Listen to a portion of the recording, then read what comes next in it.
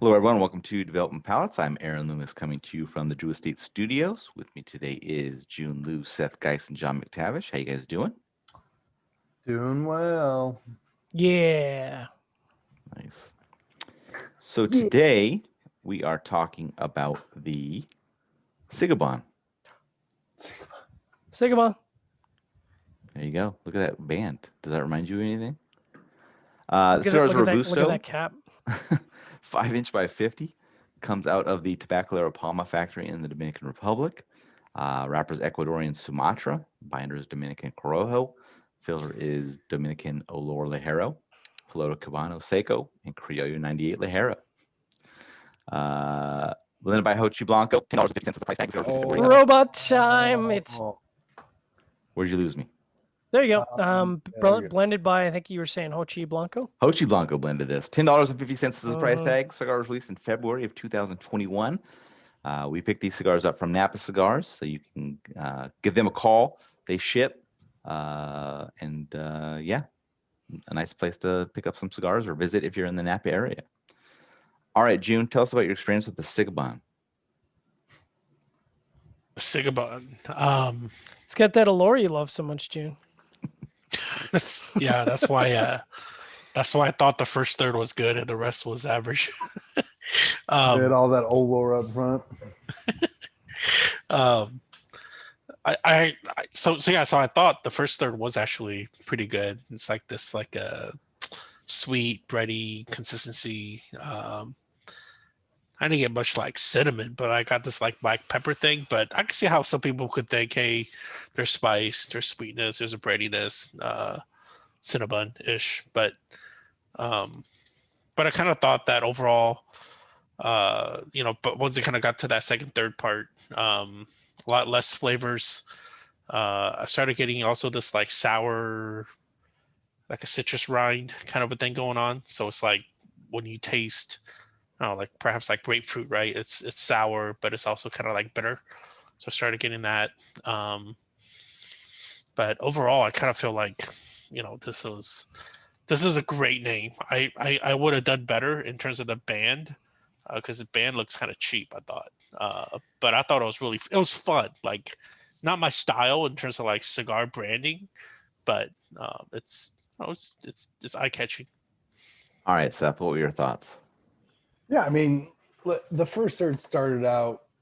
I'm not gonna lie. I was getting tobacco cedar. I had some like Asian spice, and then I was getting like this sweet dough quality, and I was like, don't make me get that cinnamon bun flavor, please don't. Just please don't.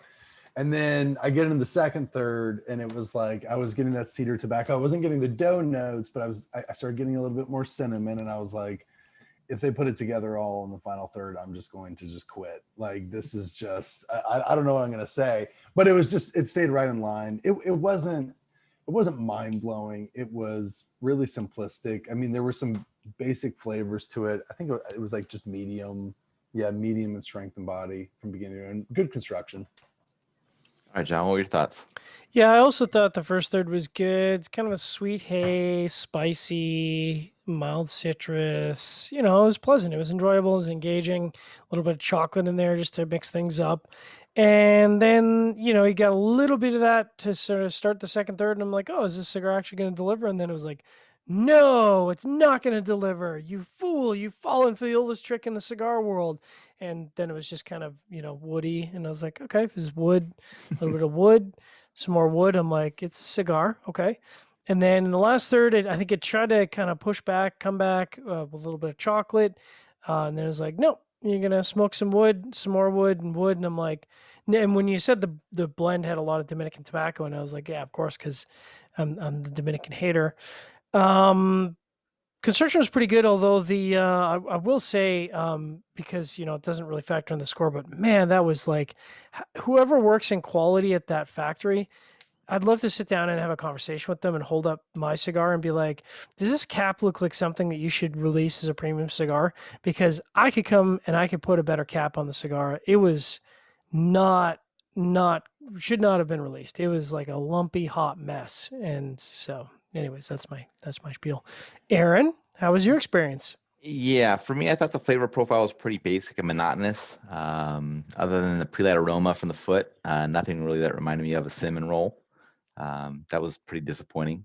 I was hoping for a cinnamon roll very much. With Um, raisins or without raisins? No raisins. No raisins. No reason to ask for the unattainable, you know. Yeah, burn issues on mine. Went out once in the second third, twice in the final third. That was a big downer for the cigar. But what I expect as the origins of the cigar, which are a cigar that somebody probably paid for to be rolled and then abandoned it, and then it was banded with this to sell out. Price point's really high, and it's not something I would return to. So What is the price point, Aaron? $10.50 for a Robusto. That is probably cost 35 cents to make. We just finished reviewing a $9 Lancero that beats the pants off of this. Yep, Wow. exactly. All right. Let's get into the scores. We're going to start at the top with Jiunn at 6 even. John was next at 5.85. Seth gave it a 5.13. I gave it a 4.48. So Jiunn had that 6 even matchup for you. 6 even means not quite Cigabon. Uh, I mean, you would smoke this again, though. You said that in your last video review. First third pitch. As a matter of fact, all the 3 reviews we done today, first third pitch. Wow. Okay. So if you just cut the first thirds off each of them, put them into one cigar, you'd have a great time. Oh shit! Wow. Yeah. All right, John, 5.85. Yeah, it matches up well. It's got great construction, and it's an average profile throughout. Seth, 5.13. Yeah.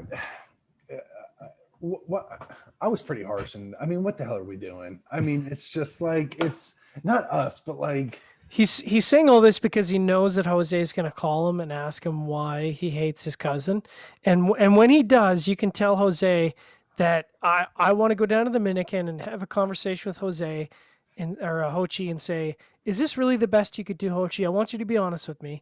Is this the best you could do? no, I want exactly. you to look me though. in the eyes. Is it? What are we doing? Like, he's got good tobacco. He's made great stuff out of the factory. Like, why do something like this? And it's just one of these things that it's. Wait, whose just, branding is this? This is Well, I think Aaron hit the nail on the head. The Limited Cigar Association. So they're coming out with all kinds of wacky, crazy ideas. Lost and found. Sorry, I had something in it's- my throat there. It's very average. It's very average, but it's not a bad blend because it's not offensive. It's just one of these things that you're getting a couple things here, and then let's throw a price tag on this, which is just absolutely insane. But you're doing it because it's a fun limited when it's not really a limited. Yeah, that's a cat. It's just, what are we doing? I think it'll sell well though, because Well, I'm sure the hype it's on this was done, insane. so. Yeah, the hype was, people were going cray. All right. So let me get mine out of the way. Then we can do All right, some do it. final thoughts. 4.48 matches up well. I mean, it was a below average flavor profile. Shitty burn. Yeah, just not a very good cigar. All right, final thoughts. we gotta sell some of this no, shit, John, man. No, it's. Do we gotta not create have, something like do this. we not have standards? Do we Well, not?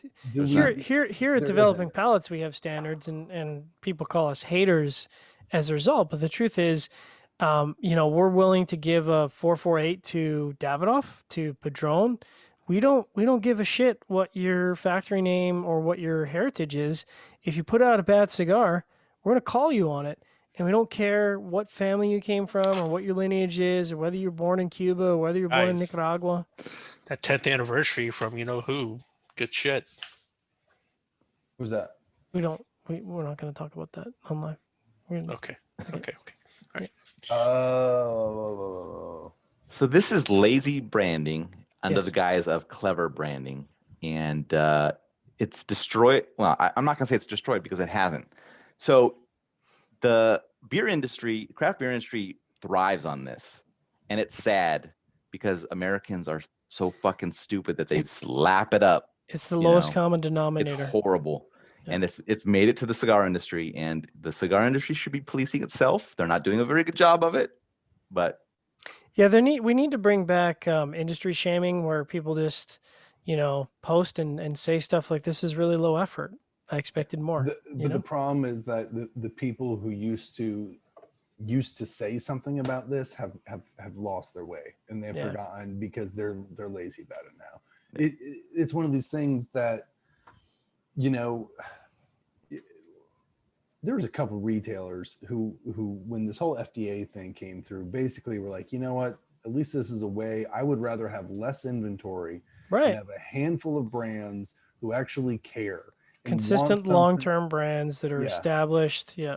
Because even, listen, we review cigars and we smoke a lot of new stuff and smoke a lot of different stuff, but there's something to be said about, is there a cigar that me, who's been reviewing cigars for over 10 years, that still wants to smoke? Is there something that I can still go to that I've been smoking for a long time, and the company still takes pride in it, they still take their time with it, and I still enjoy it, and I can see qualities, even though I can understand that vintages change and you can come back to it. Like I smoked what was it I posted on Instagram, the Radzilla. It's the best Radzilla I smoked in 6 years.